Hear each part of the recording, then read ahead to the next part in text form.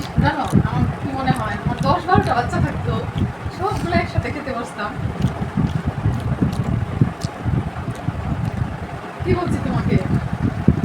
একটা সামলাতে পারো না? সামলাইতে পারো না, আবার 10-12টা বেরি শখ কত।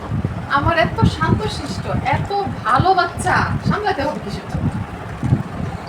আমার বলতে অনেক কিছু বোঝাচ্ছে, খালি খাওয়া দাওয়া এরপর অনেক কিছু জড়িত আছে, কি জড়িত? সেগুলো মেনটেনেন্স করা। ঘুমানোর সময় যে সন্ধ্যাবেলা তোমাকে ডাক দিলাম, তুমি একটা দেখে। সন্ধ্যাবেলা না, এটা 10:30টার দিকে। আচ্ছা ঠিক আছে, ওটা সন্ধ্যাবেলাই হলো, হ্যাঁ। তো ডাক দিলাম। এখন আমাকে না হয় তুমি ঠান্ডা করাইতে পারছো, আমি একজন, হুম। আর 12 জনে যদি একে একে করে যায় তোমাকে ডাকতো।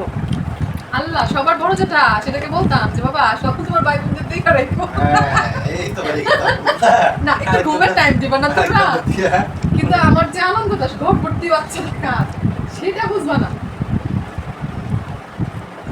ঘুমের টাইম দিবা না বলো? 10-12টা ঠিক আছে, ঘুমাইতে হবে তো।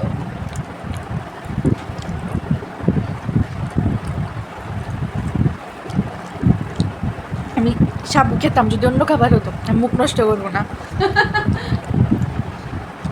সাবু টেস্টি হয়েছে। ওই পায়েসটা সুন্দর হয়, তাই না? পারি না ভালো বলো? হ্যাঁ,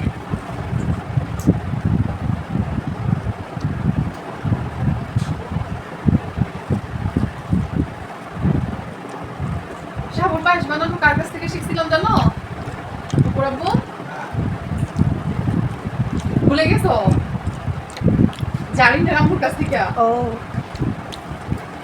জারিনের আম্মু প্রথম দিন আমাকে বানায় খাওয়াইছিল, পরে আমি বানায় আবার ওকে খাওয়াইছিলাম।